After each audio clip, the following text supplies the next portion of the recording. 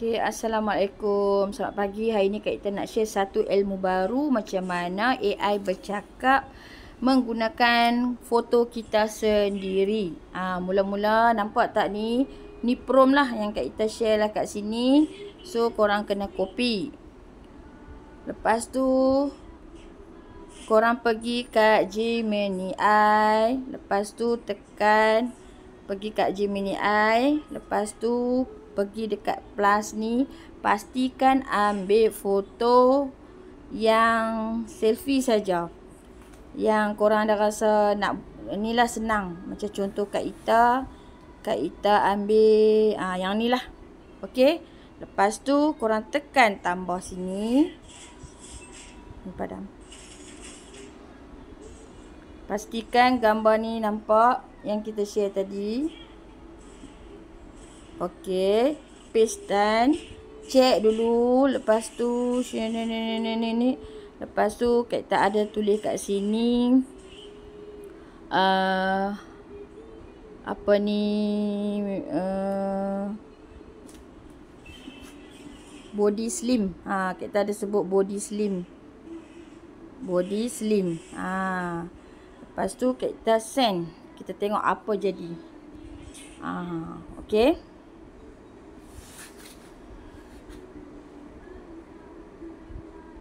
Dia rumit sikit, tapi kalau kita belajar pelan-pelan, insya-Allah boleh.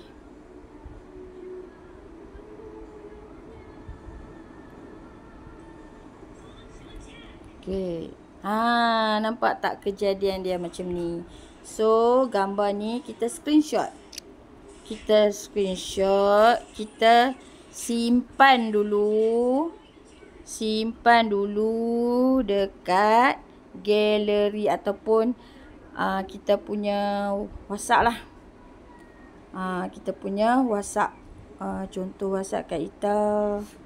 Ni. Okey. Kita simpan dulu. Lepas tu kita save lah. Kita save siap-siap.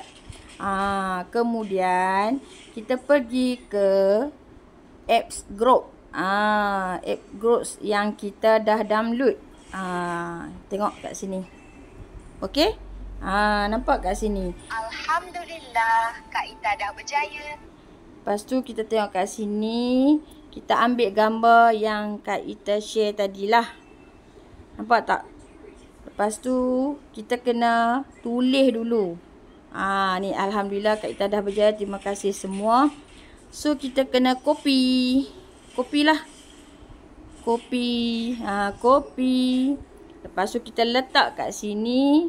Kita ambil gambar yang Kak Ita dapat tadi. Lepas tu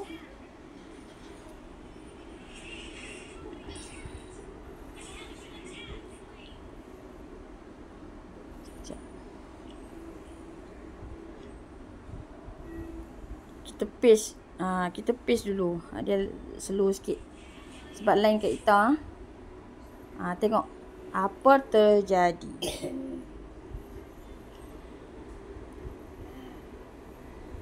Pastikan kena cukup 100% lah. Line tak berapa okey ni. Kita cuma try saja nak share. Nanti kalau kita senang, kita share lebih detail. Alhamdulillah Kak Ita dah berjaya. Terima kasih semua. Macam tu. So kita dah dapat macam tu. Kita download sajalah. Kak Ita dah berjaya. Terima kasih semua. Kita dah download, kita Alhamdulillah Kak share. Ita dah berjaya. Okey. Kita share. Kita share lah. Contoh kita share kat sini lah. Boleh tengok sendirilah. Kita cuma copy kita yang ni saja. Tapi kita pandai-pandai lah buat prompt dia.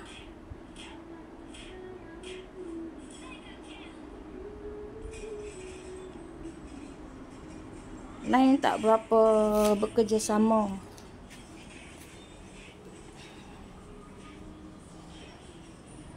Dia tengah loading lah.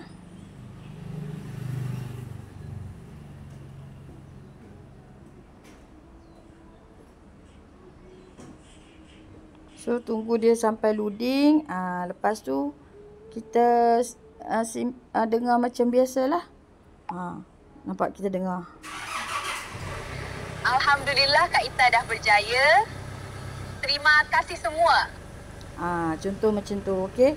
Lepas tu kita nak paste dekat kita punya WhatsApp, bolehlah kita nak simpan galeri kat sini. Okey, selamat mencuba.